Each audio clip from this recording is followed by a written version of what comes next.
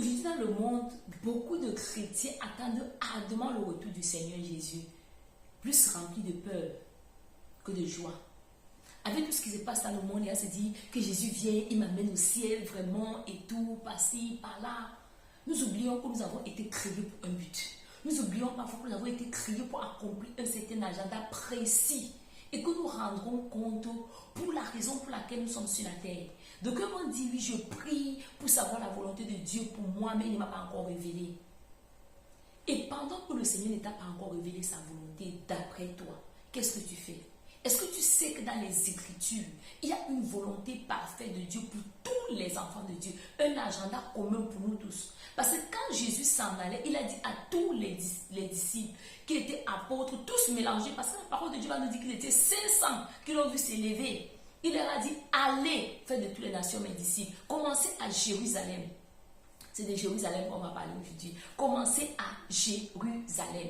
Jérusalem représente comme ta famille, ma famille, les gens avec qui nos parents, nos frères, nos sœurs. Nous connaissons ce fameux verset dans Acte 16, le verset 30, qui va dire, Paul et Silas parlant aux geôliers,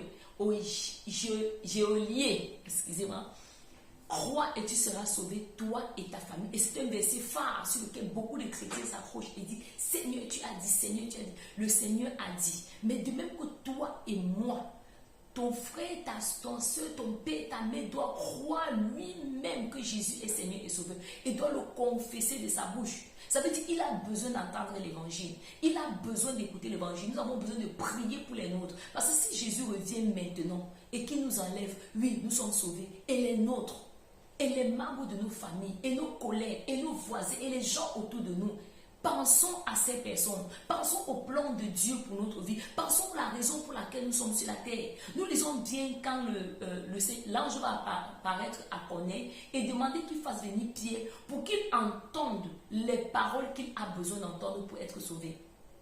Et il a rassemblé les membres de sa famille. Il a rassemblé ses amis afin qu'ils puissent entendre la parole et qu'ils soient sauvés.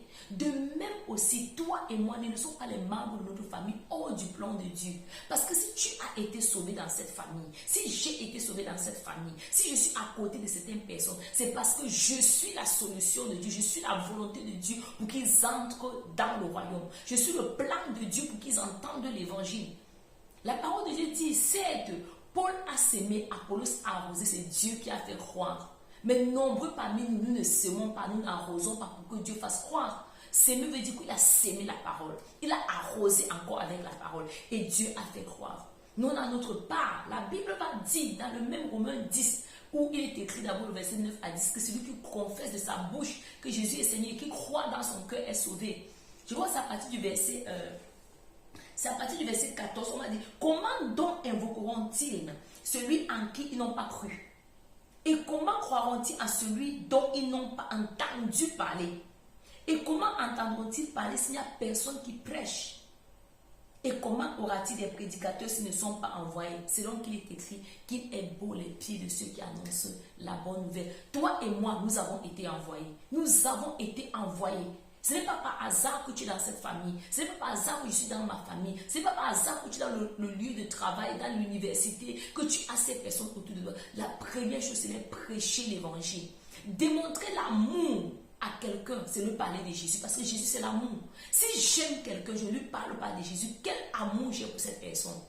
Parce que la vie sur la terre est courte et elle est éphémère. Nous avons parfois peur de témoigner, de parler aux gens de Jésus-Christ. Et ces personnes vont passer l'éternité en enfer à cause d'une peur pour un temps sur la terre qui est limité. Bien aimé, je vais t'encourager aujourd'hui à prendre au sérieux ton ministère d'ambassadeur, d'ambassadrice pour Jésus-Christ, de prêcher l'évangile, ce soit favorable ou pas. Situation favorable ou pas, que les gens veulent entendre ou pas, donne ta part, fais ta part, fais ta part, fais ta part. Je veux t'encourager aux membres de ta famille, si on a dit qu'ils ne nous écoutent pas. Moi, j'ai mon aîné qui est venu à Jésus, je bénis le Seigneur pour ça. Quand il ne m'écoutait pas, quand on ne causait, on ne parlait même plus. Moi, j'ai prié, Seigneur, connecte-le avec des personnes qui vont le prêcher l'évangile. S'il ne veut pas écouter de moi, il va écouter d'autres personnes. Donc, si tu parles et les gens n'écoutent pas, ma soeur, mon frère, utilise la prière. Utilise la prière. Nombreux ont besoin de l'évangile. Nous sommes dans les temps les plus critiques. Nombreux ont besoin de l'évangile. Je vais t'encourager aujourd'hui à prêcher l'évangile. Prie que le Seigneur te donne les idées pour prêcher l'évangile. Les idées qui par ton imagination, sur ton profil, sur les réseaux sociaux, là où tu te trouves, utilise ton inspiration venant du Saint-Esprit pour prêcher l'évangile. Pour prêcher l'évangile, prêche l'évangile. Ils sont en train de recruter beaucoup pour l'enfer. Toi et moi recrutons beaucoup pour le ciel. Car la parole de Dieu dit, Dieu veut que tous les hommes soient sauvés. Il ne souhaite pas la mort du pécheur. Égal l'état de péché dans lequel une personne se trouve, le Seigneur peut encore le sauver. Et toi et moi, nous sommes ses agents et ses instruments qu'il veut utiliser dans notre génération. Je veux juste t'encourager aujourd'hui, afin que tu ne te relâches pas. Tu n'abandonnes pas, toi qui es déjà en train de faire ce merveilleux travail d'ambassadeur, d'ambassadrice de Christ. Et toi qui ne le fais pas, toi qui as honte, toi qui as peur, je vais t'encourager, n'aie pas peur. Parce que nos jours sur la terre, dans tous les cas, ne sont pas très longs.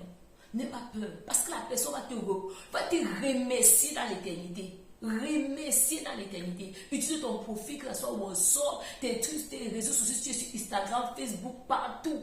Prêche l'évangile. Envoie les messages aux gens inbox, qu'ils reçoivent, qu'ils acceptent ou pas.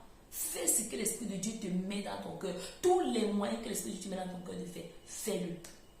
N'oublie pas que nous allons recevoir une couronne, une récompense pour nos œuvres sur la terre. Une de nos grandes œuvres, c'est gagner les âmes pour le royaume. Tu es béni. Jésus t'aime.